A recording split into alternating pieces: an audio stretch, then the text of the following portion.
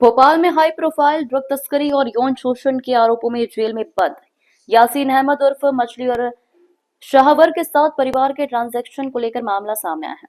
Transaction history सामने आने के बाद क्राइम ब्रांच ने आज मछली परिवार को नोटिस देकर पूछताछ के लिए बुलाया और उसके बयान दर्ज किए।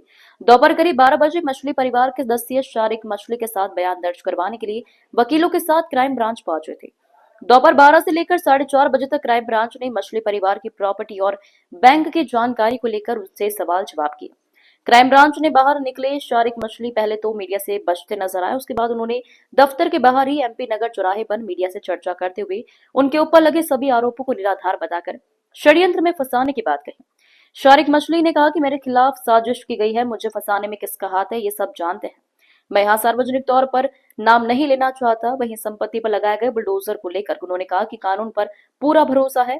विशेष कोर्ट में मामले चल रहा है, कोर्ट उनके साथ न्याय करेगा।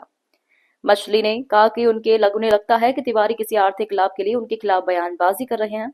इस दौरान शारिक मछली ने खुद को बेकसूर बताते हुए ड्रग और लव जिहाद से कोई संबंध नहीं होने की बात कही।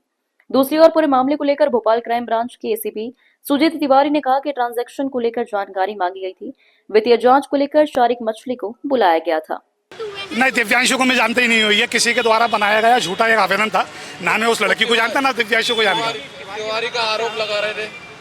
नहीं, तिवारी जी तो मैं बहुत पहले से जानता हूँ, काफी टाइम से पहले से जानता हूँ। तिवारी जी भी आरोप क्यों लगा रहे हैं, कई लोग हैं जो मेरे पर झूठे आरोप लगा रहे हैं, क्यों लगा रहे हैं मुझे नहीं पता। शायद उनको कोई लोग पीछे होंगे इनको करना चल रहा है। करोड़ों का ट्रांजैक्शन है, वो जांच चल रही है, वो ऐसा कुछ नहीं है। अभी जमीन का भी आरोप लगा। कुछ नहीं है आपको सबको क्या लग रहा है जमीन का साजिश हुई है? नहीं, आप सारी जांच हो तो कोई देख तो लिया आपने। सरकार ने थोड़ी कार्रवाई करी, अब क्या लग रहा है आपको, क्या षड्यंत्र लग रहा है? नहीं, हमें तो इस देश के संविधान पे और न्यायपालिका पर पूरा भरोसा है। अभी कोर्ट में केस चल रहा है, जो भी फैसला आएगा उसका हम स्वागत करेंगे। साजिश है, किसी को आप मानते हो कि साजिश ही है, वो तो दिख रहा है आप लोगों को। आप वो किसका नाम ले सकता हूँ भाई? अभी ये नहीं बोल सकता ना मैं किसकी। घर तोड़ दिया, संपत्ति से पूरी तोड़ दी है, क्या लगता है किसकी साजिश सही होगी? नहीं, साजिश देखिए सबको पता है, नाम लेना ठीक नहीं रहेगा, आप लोग भी जानते हो। और कहीं ना कहीं मुझे झूठा बदनाम किया गया है, आप भी सब जानते हैं। अगर मैं गलत होता, भाई मैं इतना बड़ा आदमी तो नहीं हूँ कि कोई मुझे बचा लेगा। अगर मैं गलत होता तो जेल में होता।